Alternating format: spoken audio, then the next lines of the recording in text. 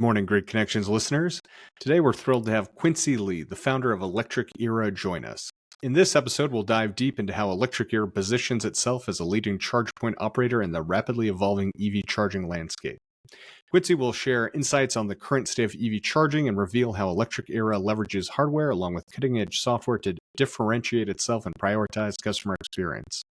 If you find this episode valuable, please share it with at least one other person who might enjoy it. And don't forget to leave a positive review on our podcast page. Your support helps us continue bringing you insightful conversations with industry leaders. With that, enjoy.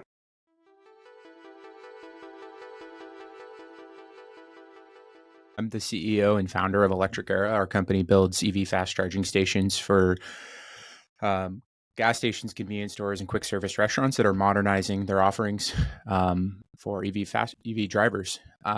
Prior to founding Electric Era in 2020, I was a SpaceX engineer for 7 years, where I worked on predominantly the Starlink program. So SpaceX's constellation of satellites. I was one of the earliest team members on that, joining the team in about early 2016. And in my final role there, I was responsible for the global rollout of the Gateway ground station antennas, which are the large antennas that provide backhaul connectivity to Starlink users and the terrestrial internet. So, our team is very product focused and engineering and technology focused, and I think we'll touch on a lot of that today during the conversation. Good to be here with you. That's great. And I guess something I should say just personally, Quincy, I want to say thank you for that. I actually use Starlink myself. I had been living in Hood River, Oregon, which is kind of outside of Portland, Oregon by about an hour or so. And where we were, the internet was terrible. And I think, got Starlink back in, it was pretty early, like 2020, maybe 2021.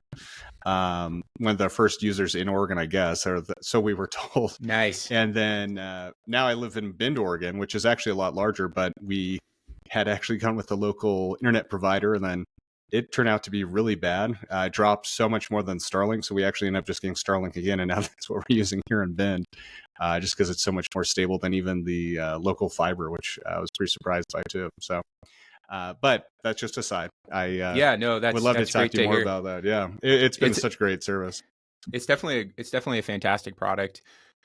It's really, I think, opening up the internet to a lot of places that obviously historically haven't had it. So happy to hear that you guys have had a good experience with it. Sometimes, for early adopters, it wasn't always as good in the early days, but I'm glad it's doing great now.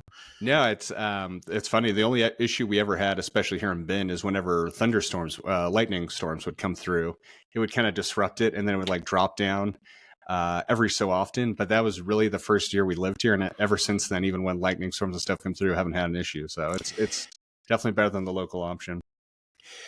Yeah, it's funny. Like back in those early days of Starlink, that they were really just chasing nines, right? They were trying to get reliability higher and higher and higher. And I'm having kind of deja vu all over again, because that was what I was working on and focused on extensively when I left Starlink. And now I'm focused on it extensively as we scale up our EV fast charging network and charging stations for customers all over the country. We're religiously focused on reliability, and we define reliability very meticulously as when you plug in doesn't work immediately. And we're chasing nines, right? We're trying to get up to 99.9% success rates, and that's an extremely challenging thing to do. Not a lot of people are doing it, but that's really what matters to the EV driver base. So we're going through that whole effort that we went at Starlink all over again here at Electric Era as we build out our charging that stations. might have been like an almost perfect segue. I just want to commend you on that. Maybe you should be the host. But no, obviously we could talk about probably Starlink for another hour. But what I'm really interested in is what we're interested about too is exactly that, like electric vehicle reliability, specifically charging. The vehicles themselves, it's not so much an issue. It's really the charging infrastructure. And I'm kind of curious to learn, like, what was it that made you start Electric Era? I think a lot of people have had their own experiences, but what really was there any one moment that you're just like, I can't stand this, someone needs to step into this space and improve this experience for EV drivers? Yeah, I think way back in 2018, from a more existential perspective, I started Electric Era because I really felt that the world was not making fast enough progress on decarbonization of transportation. And ironically, while watching a SpaceX rocket launch, I kind of was looking at the Earth getting smaller and smaller in the rear-facing camera of the rocket, and thought to myself, man, I should be spending my time and talents, making the world a better place as opposed to sending technologies out into the cosmos, which obviously I love too. But it was just that kind of that moment tied in with the existentialism question that really got me to jump and leave SpaceX in 2020 and start Electric Era. I think when I started the company, it really was around that premise of, man, charging's terrible. It's really expensive. It's hard to build. It takes years to build in some cases. How do we make all that better? Because it's a key linchpin in the overarching EV adoption motion that we're going through. Folks, I hear it from folks all the time. They're like, man, I don't want to buy an EV. I can't charge my car anywhere. And the common retort is, well, what about at your house? And more people than not don't have good, consistent places to charge. And even if they did, they still need to be able to charge up their car around town. Right.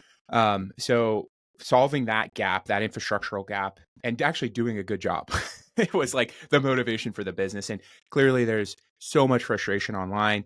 People are fed up with the charging reliability, fed up with the lack of uptime, fed up with the cut cables, fed up with the low charging speeds, fed up with the lack of transparency. We're aiming to solve all of those problems at Electric Era. Well, that's, I think, probably welcome news to the people listening to this.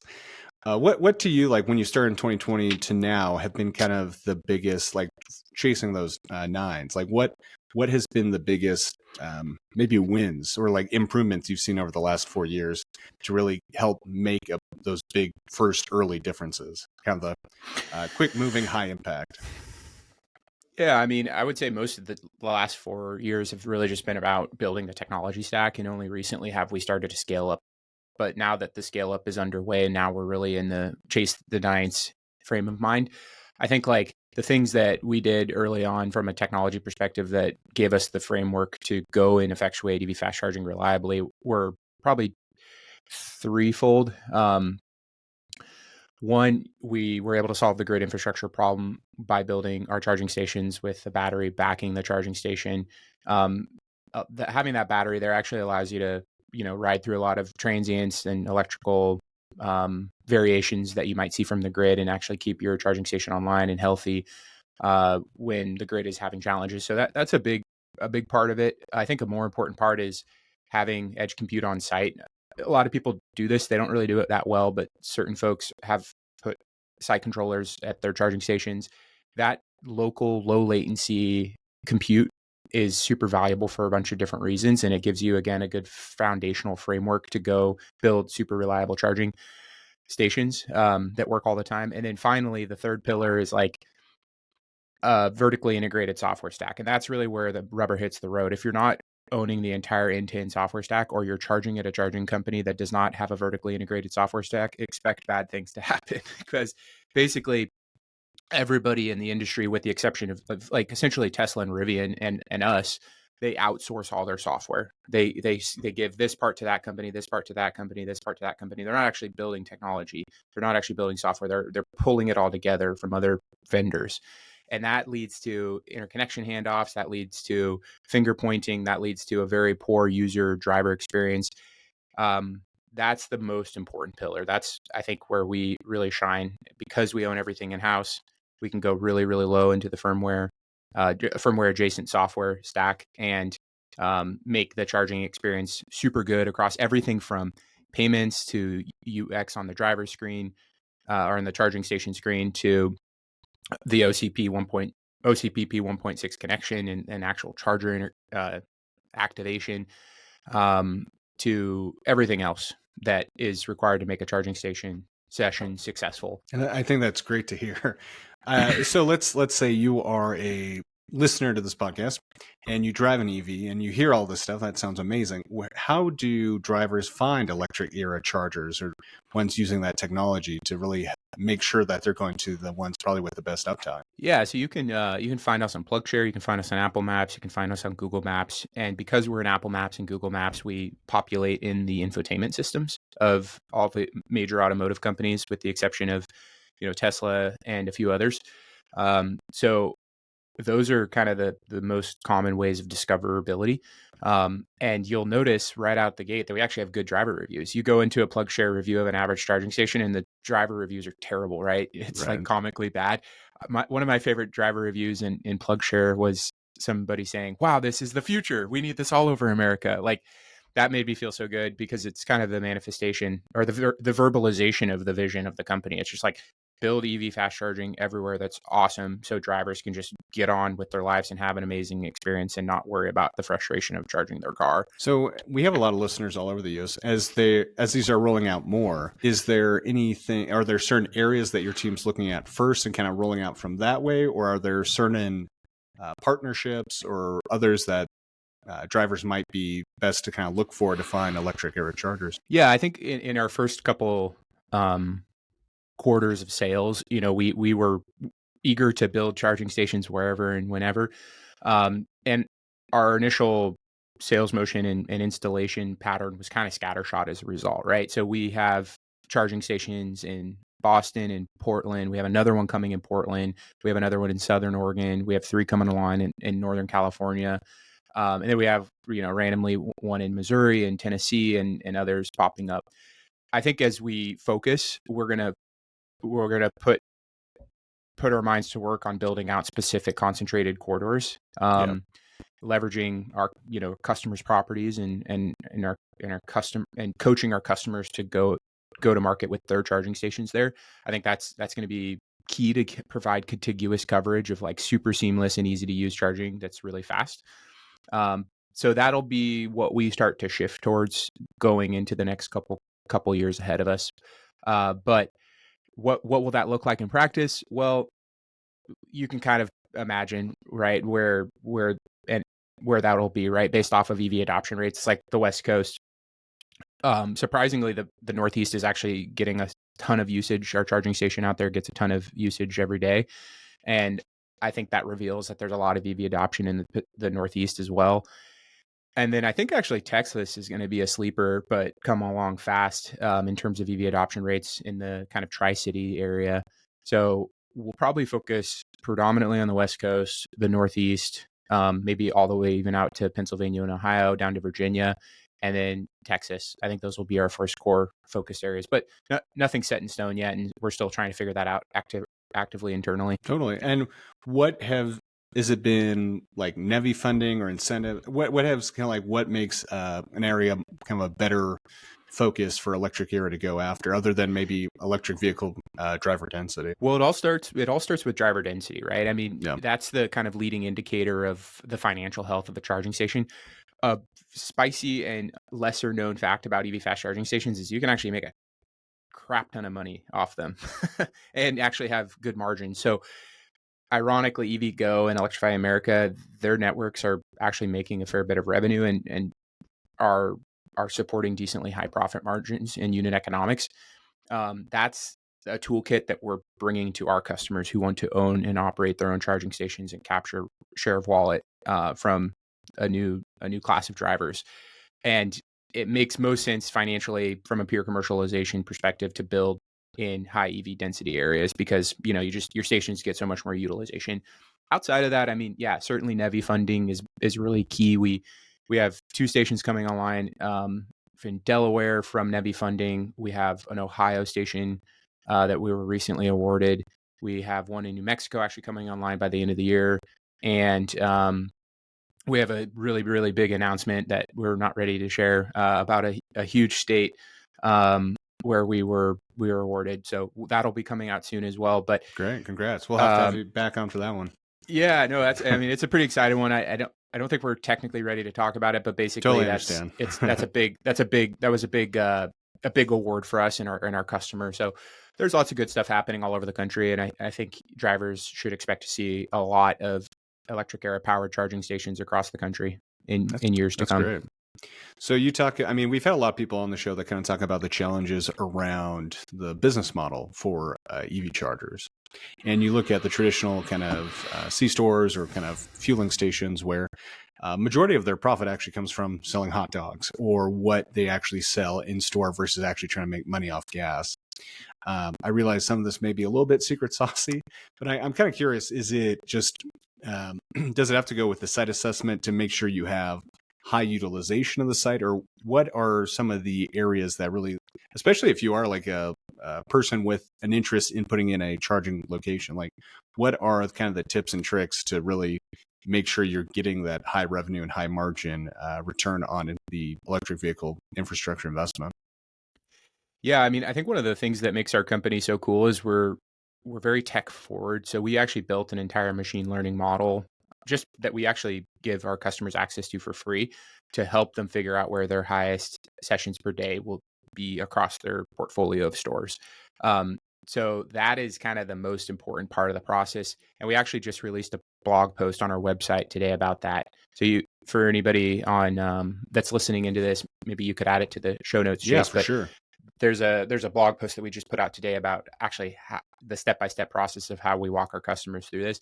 But the first step is basically ingest the locations, figure out where the highest sessions per day are, and from there financially stack rank the locations based off of the sessions per day, but also the utility tariff and any sort of kind of tax incentives that they can get. And then the output of that is a list of stations that are financially attractive and um, have an associated return of rate of or internal rate of return, and from there we can have a pretty financially literate conversation with our customers and just boil it down to the basics of the business, and assess if the locations based off of the forecasts are going to be attractive or not. That doesn't include things like in-store sales, which you're right is the number one profit winner of the kind of car refill business. I think there's like the old expression in the gas world, where it's like you make a nickel per gallon on gas, and then you make 90% profit margins on the Coke in the store Right. because you have a captive audience. So that is going to be true for EV fast charging, and actually that's another big reason why we're so stoked about retail adjacent fast charging is because it provides kind of an anchor for the business and ancillary revenue streams that they'll be relying on for decades to come. And charging an amenity that complements that and gets new EV drivers to that location. So yeah, I would encourage people to check out that blog. It's on our website at electricerotechnologies.com. And Chase, if you wouldn't mind adding Yeah, it to no, the show I'll notes, make sure that'd to be have in cool. the notes for today's episode. Cool. One of the things we were talking about right before we kind of recorded was, and this is also interesting to me, kind of having more of a software background, is, as you've mentioned, really having a software first focus. And I think that has worked well for others like Tesla and Rivian. But can you kind of go a little bit more on the actual tech stack and what that might look like and kind of what separates Electric Arrow from a lot of others in the space right now? Yeah, I mean, I think like I talked about it a little bit. I talked about some of the important parts of it earlier on, but I'll go a little bit deeper. Basically, every single electric area EV fast charging station has an on-site energy storage system, um, and at least two chargers, maybe up to four. Some of our early stations only had one, but basically going forward, we'll always at least have two or four chargers. And In I'm sorry to cut you off there. What's kind of led to that decision to make sure you have the battery and then also that 2 to 4 charger versus larger sites? Yeah, that's a great question. So the 2 to 4 larger site configuration is kind of a output of the learnings that we've seen from the Tesla diaspora, excuse me, where all these Tesla people left Supercharge and they kind of went out in the world and they started to interview with companies like us. And one of the learnings from that experience was, yeah, you got to standardize. You got to provide kind of configurations that make sense within all of your business motion. So everything from the supply chain team to the implementation team to the contractors you use to construct the site, having a standardized set of deliverables really is key to kind of simplifying the go-to-market motion. So that's part of the reason why we have two or four. I think Interesting. we actually technically also have a 6 sizer, but standardization is key. It's way better to do that than say 3 or 5 and maybe sometimes a 7 and maybe sometimes a Yeah. 1. Like that just creates a lot It's of got more chaos efficient internally. productization of what your offerings Yeah. are. Yeah. Yeah. I mean, we think of the product as the whole charging station. It's and everything that goes into building it, from supply chain to implementation to the contractors to the software to of course the charger. The charger is just a small part, and I Right. think that's people need to up level their thinking. It's the whole charging station that matters. It's not just the charger. And part of our charging station, to answer your previous question, is a battery system. We are kind of one of the first to really take the lead on battery backed EV fast charging stations. there's companies out there like formerly FreeWire, who I think went out of business, Right. and or ADS Tech, who I think is still in business, that have a battery integrated charger. For people to have a simple mental model, it's basically the difference between the two battery approaches is kind of like the difference between a gas station that has a big gas pump or tank rather Right. underneath it. The That's store. like Yeah. that's what gas stations do today, versus a battery integrated charger is like a gas pump with a little gas tank inside of it that runs out really quick. Yeah. And we realized that early on. We built a software system called Power Simulation that is like a full physics simulator of charging stations. We can simulate 10,000 days and kind of figure out all the edge cases, et cetera. From that, we ran our models, and we were like, oh yeah, like that doesn't make sense. But battery backed EV fast charging stations are more technically difficult, and you have to have really low latency power control to Right. do it well. So that's a challenge, and part of the reason we have an edge compute system on site. So and I'm sorry to keep interrupting you. This is just really It's all good. fascinating. So is the battery backup not so much? I think we've heard, and you're totally right. You have some that have kind of done it where it's directly tied to the charger, and then like Tesla and some others will do it so it's a much larger one tied to the site.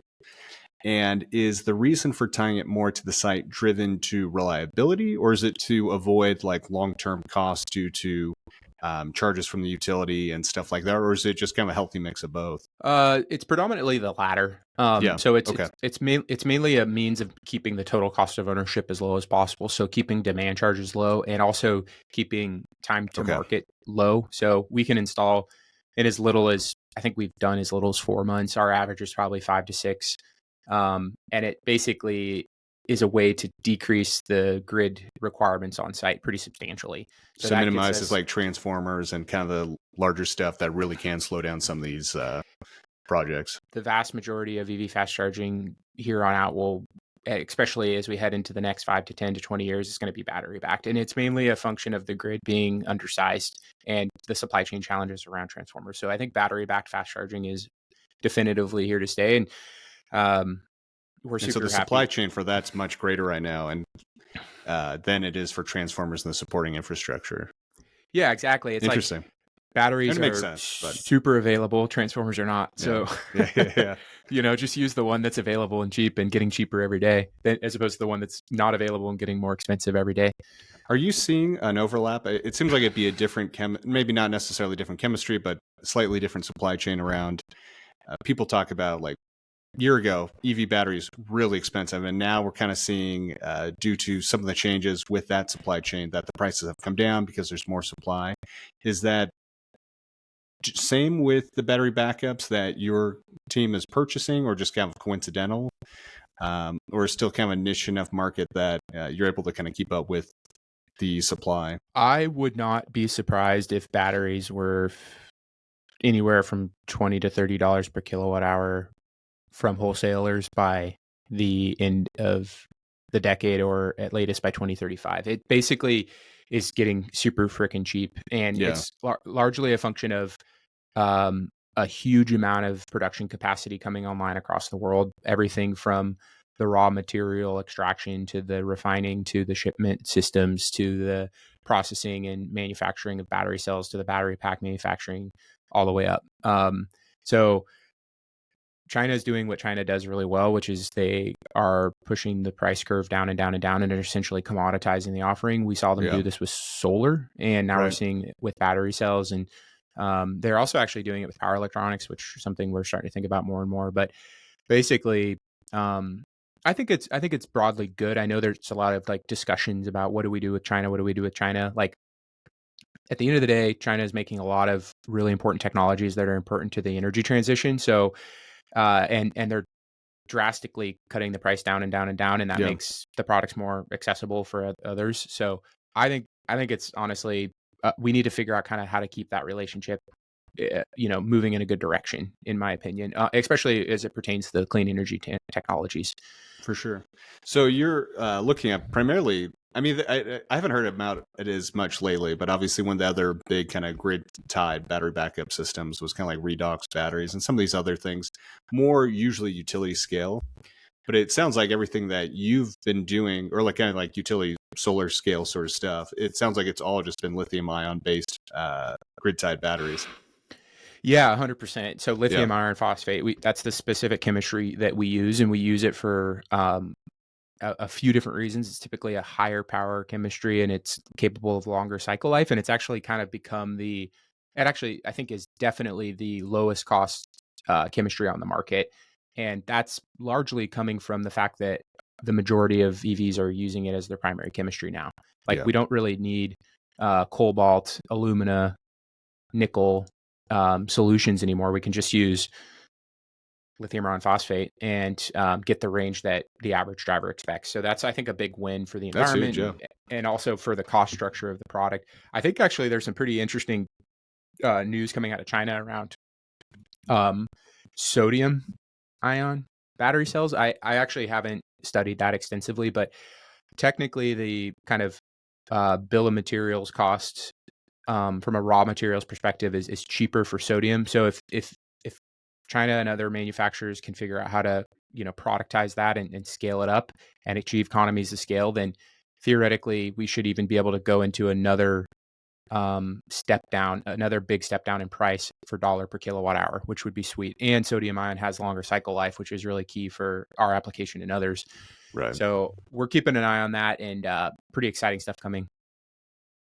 No, that's great, and that's been such a big. There's definitely been more talk of sodium ion, and unfortunately, it just seems to be it's been mostly focused on the Chinese market than anything from the domestic manufacturers.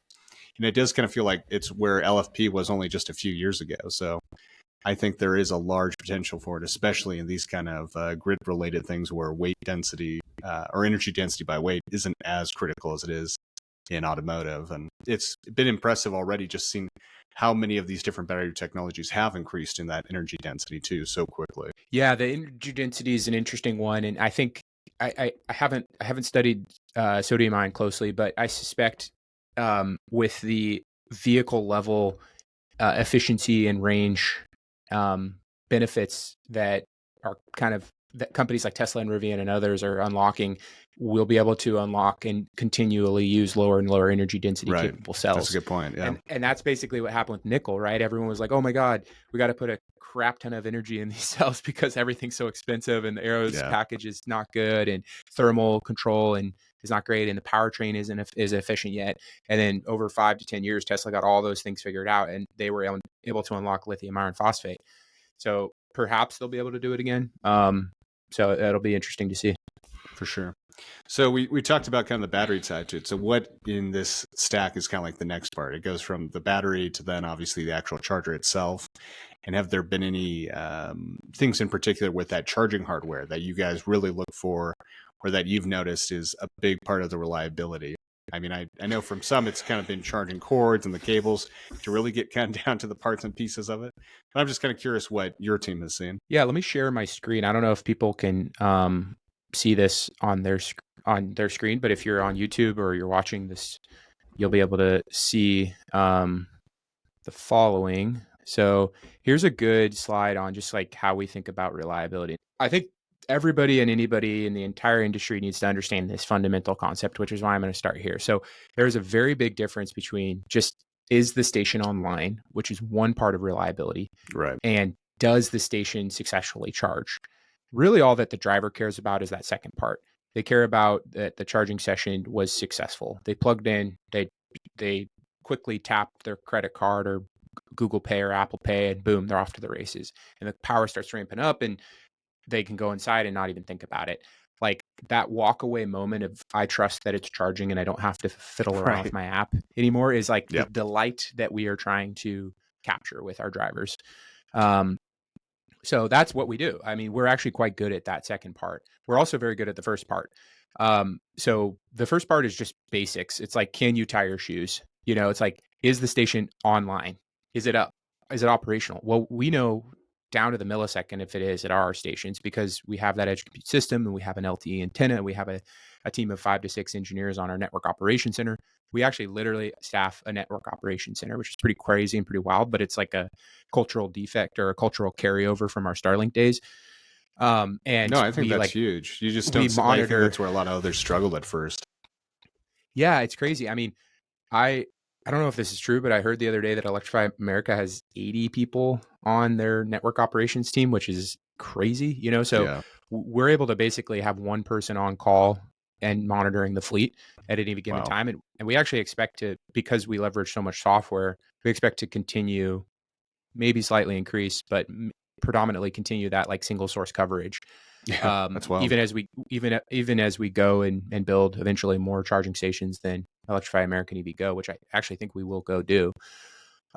So that's a key way to just discern if it's up and operational.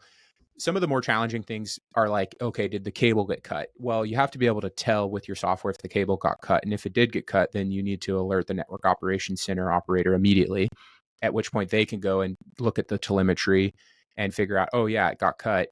We need to trigger a technician to go out there. So at that point, or let's say if the screen breaks or if there's like a pump or a power module, something like that fails, we can see all of that. And we then go and trigger a maintenance technician to go out and fix it. So we're very much in the monitor early, monitor often, and monitor with software frame of mind so that we can stay ahead of downtime issues. The more challenging part is the charging session reliability. In order to successfully charge, you have to oversee and successfully initiate everything in the following sequence. Car shows up, they plug in, they tap their payment, their credit card, whatever. The charger actually connects and starts talking to the car. There's a about 10 step to 20 step process that they go through. There's like a checklist of electrical safety tests, things like ground isolation and faults that they need to go and work through together, the car and the charger. And then if that all passes, then the session initiates. At which point you start to ramp up power, and the car says, "Give me more, give me more, give me more," and at which point you'll kind of reach your peak power, and then you'll then start to do the longer dwell. And of course, as everybody knows in our industry, like then the power rolls off as you get to higher and higher states of charge in the battery. You also need to be able to like be ready for a driver to come by and like quickly rip out the connector, because drivers do that all the time. So you need to be able to like safely turn it off really quick. And if anything in that sequence goes wrong, you need to have kind of first off, you should just design your software such that it doesn't go wrong, right? Like if the payment doesn't work, you failed, right? You failed the charging session reliability test. If the power doesn't initiate or the car can't talk to the charger, you failed. So designing the software at a lower level to make sure that those don't fail is super key. But if there is a failure, you need to be able to like quickly recover it in software so that the driver doesn't notice. For example, power cycling some power module so that it comes back up safely and is ready to then deliver power into the car, as an example. So all that to say, that's the brains of the operation. We started this conversation talking about our technology. That's the core technology. It's really this vertically integrated software that makes Tesla really good at what they do. It's what makes Rivian really good at what they do, and all the fancy controls that they have in their cars. And it's what makes Electric Era really fantastic at, charging our customers, EV drivers' cars. Yeah, one of the things I hear a lot from EV drivers is like, why don't they work? This just seems so simple. It's been solved in so many other industries in a way. And I think the more you learn about the industry or the technology, especially, you realize it isn't. The concept of what you're trying to execute is pretty simple, but there are a lot of things involved with making sure it's done efficiently and then also safely. And in your opinion, is that just because a lot of others have struggled with having a really strong kind of software first approach with kind of making the experience more difficult for EV drivers and kind of reliability in general? I think, the very skeptical and pessimistic person in me says, man, I just don't think they care. Mm-hmm. I think that one of the core cultural things that makes our company so exceptional is we're just super obsessed with EV drivers. And so is Tesla, and so is Rivian. Like there's an element of love in their products and an element of love in ours. And I mean, you look at Electrify America, you look at their origin story, they came out of the Dieselgate scandal, and it was just like this big corporate thing that got stood up out of a government, payout mandate. And how could you have love for anything Right. in that situation? Not to talk bad about Electrify America. I'm sure there are people that very much care about EV drivers at that company, but I just think like if you're a startup or you're, which Tesla was and Rivian was obviously, you have to have an obsessive approach to high product quality experiences. So I think it's just like almost a metaphysical answer to your question.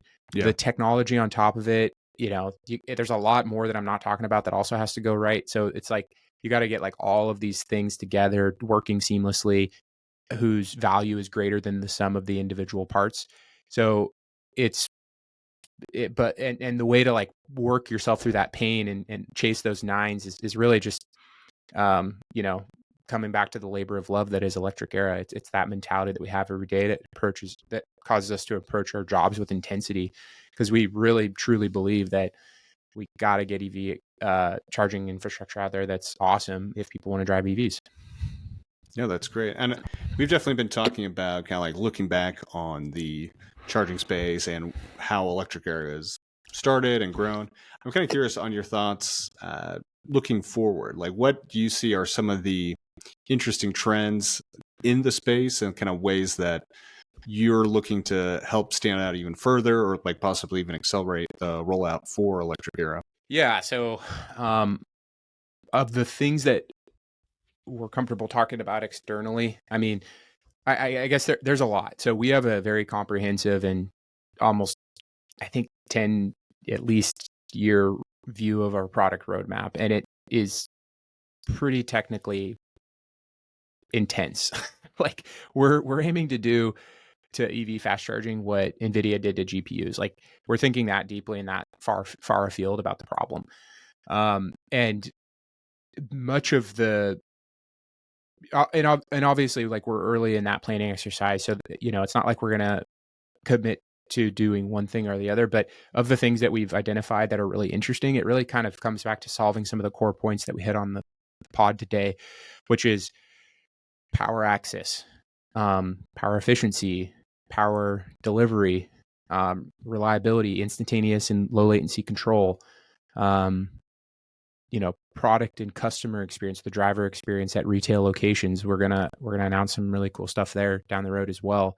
So I think EV drivers are going to be really, really fired up about our product roadmap, and I truly think we're going to be the cutting edge technology in the space. I think that's a pretty bold statement, but with what we see coming, I think it's actually true. I think Tesla is like very split focused, and they're going to go build Optimus and they're going to go build like new EVs and FSD. They don't really have a whole lot of bandwidth to think about the charging side of things, and that's the beauty of focus in a company is you can go and compound value around a specific niche of customer value that is highly differentiated. It creates a highly technical and cutting edge solution. So I would just say stay tuned. I mean, we got a lot of stuff coming out over the next year alone, and the years following that are going to be even more exciting.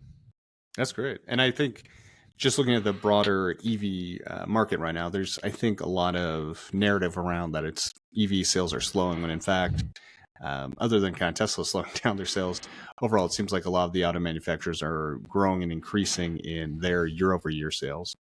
What do you see is the best way to kind of get people over the hump if they're skeptical about EVs, or anything that's really kind of stood out to you as like the experience of it?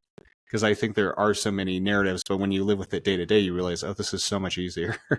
And there's a lot of benefits over the others. I'm just kind of curious with what you've done and your experience, what you found to try and get people interested. I think the most common and easiest way is usually just get butts in seats and drive an electric vehicle. But I'm just kind of curious if there's anything that you've seen that has been of interest or kind of changed that perspective for others that might be skeptical or kind of leery of making the switch to an electric vehicle. Well, I mean, as somebody who's watched rockets land themselves and like satellite constellations take fold and new technologies in the automotive space emerge, like it's just inevitable to me that better products and better technologies are going to come out. And I think the framework for people that are considering EV is like you should select a very good EV car company that is reputable and has a lot of excitable fans like Tesla and Rivian specifically. And you should go buy their cars. I think a lot of EVs are just not that exciting. They're just kind of like, Yeah. it's our attempt. We're not really good engineers and we don't really care. And here's the thing, here's a concept car. Let's see how it does. Like those cars are terrible and I would not buy them. I think like Kia is good. Rivian is great, fantastic, really. I love their cars. I think Tesla sells incredible cars. There's others as well.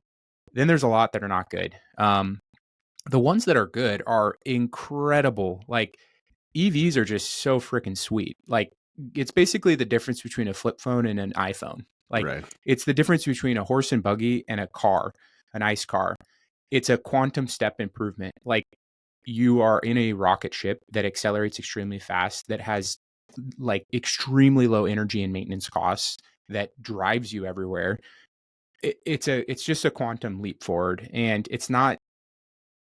And there's nothing really worth focusing on than that in the EV adoption sector. Like we should just be talking about how the product is better because it is fundamentally a superior automotive experience. And yeah, if anybody on in the audience is interested in driving one, yeah, go get your butts in your seats as Chase mentioned, and go experience it for yourself. Because once you sit in the car and you press the accelerator, you'll know exactly what I'm talking about. No, I think you're spot on. I mean, it's interesting you mentioned kind of Kia and Hyundai because I think of the traditional automakers, they have been the best at making that transition with their product portfolio for making compelling EVs. And then otherwise, it's kind of been the completely new startups that really go back to that focus and kind of love on product that have really been able to get people passionate about cars who either haven't been or even convince people who have been traditional car enthusiasts to kind of get on board the EV bandwagon as well. Yeah, When they have like a classic some of the traditional legacy companies, they have a classic innovator's dilemma problem. They don't want to right, have one product line cannibalize their other product line. So it kind of expect corporate strategies to reflect that that for sure, and constraint. there's definitely some there's definitely been proven to be the clean sheet design versus kind of these platforms from the traditional auto OEMs that are trying to serve a bunch of different platforms. I think they've done better than I thought they would, but it's also still a clear difference in a clean sheet design for an electric vehicle versus some of these ones that have to do ICE, hybrid, all of the above, and kind of don't do any of them well. Or not even that, it's just that they're not inspiring when you drive one. But I realize we're kind of coming up on our time. And so one thing I wanted to ask you about is around, we definitely see like a lot of different EV charging, some like peak and then kind of tamper off. Others kind of might not go to the highest peak number, but will hold there for quite a while. With electric era chargers, are there like specific, is it going to be a 350 kilowatt station? So if I roll up with a Hummer EV or whatever I have, or what are kind of like, what should I expect as kind of like the base minimum usually charge rate and kind of expect for charging experience for those kinds of road trips? Yeah, so currently everything that we have in market right now is 200 kW peak. Without sharing too many details, we're going to be a lot higher than that for our V3 product, Sure. which people should expect to see next year. We'll do an announcement probably early 2025 timeframe, if all things are nominal. So peak power capabilities are going to go up quite a bit. On the kind of rollback question that you talked about, like the way that our software works is we will give as much power as the car can accept. And so we're always car limiting the charging station power flows, as opposed to, holding back unless Right. there's extreme high utilization and we expect like a large surge coming, then we'll start to kind of, you know, peak shave here and there and split power and more intelligently allocate power to cars so that we have enough energy in reserve for the forecasted demand. We don't really do that at all that often. But so that's kind of our current, that's kind of our, but rather it is something that might happen in the event that there is extreme usage at the station. So outside of that though, like we just give as much power to the car as it can take. No, that's great. And I mean, even 200 kilowatts is great. So many of these are, I'm seeing even like 50 to 100 kilowatts. And I just don't think that's like really a number that's truly Oh, like yeah. future proofed. No, totally. And there's still so many EVs that can't even hit that. So I think that's definitely great to see, and then to hear you're doing even more down the future. I think going to be great for a lot of drivers. Yeah, one thing I noticed briefly is just like this trend line, which is peak power rate over time. In 2008, the Roadster I think had only a 27 kW peak charging rate, and Right. over time the leading power charge rate has increased to about, I think, a 17% annualized growth rate. This is like the Moore's law for fast charging. I call it the law of the electric era, which I think will hold true until we get up to cars that can charge at about 1.2 or 1.5 megawatts for light duty vehicles, at which point you're basically on parity with the time that it takes to fill up a gas car. Right. So I don't know how long that'll take and if the 19% annualized year-over-year growth rate will continue, but that is certainly an observation that's driving our product roadmap and we think about a lot. That's great. Well, thank you so much for coming on today, Quincy. I want to be respectful of your time. We're coming up at the top of the hour, but for anyone who's listening, what's a great way for them to learn more and kind of reach out to you to look at possibly installing some electric Era chargers at their facilities? Yeah, well, I mean, I think if you're an EV driver, I'll answer your second question first. But if you're an EV driver, I would just encourage you to follow us on our socials. So we have a large amount of people that follow us on LinkedIn. You can find us at Electric Era. We also have a large following on Twitter. You can follow us at Electric Era Tech. You can follow me on Twitter as well at Quincy Edmund Lee.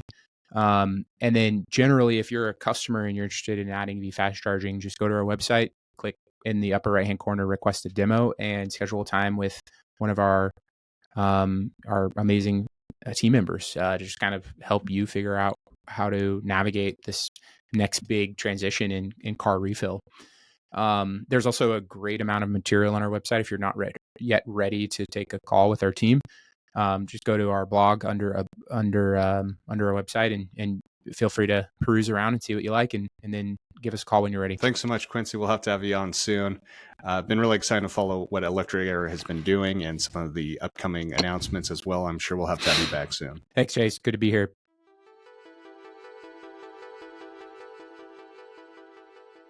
Thank you for tuning into this episode of the Grid Connections podcast with Quincy Lee, the founder of Electric Era. We hope you enjoyed our deep dive into the world of EV charging and learned how Electric Era is making a mark with its innovative software and customer-focused approach. If you found this episode insightful, please share it with at least one other person who would appreciate it as well. Also, don't forget to leave us a positive review on our podcast page. It helps us reach more listeners like you and continue bringing top-tier content every week. Until next week, this is the Grid Connections podcast, signing off.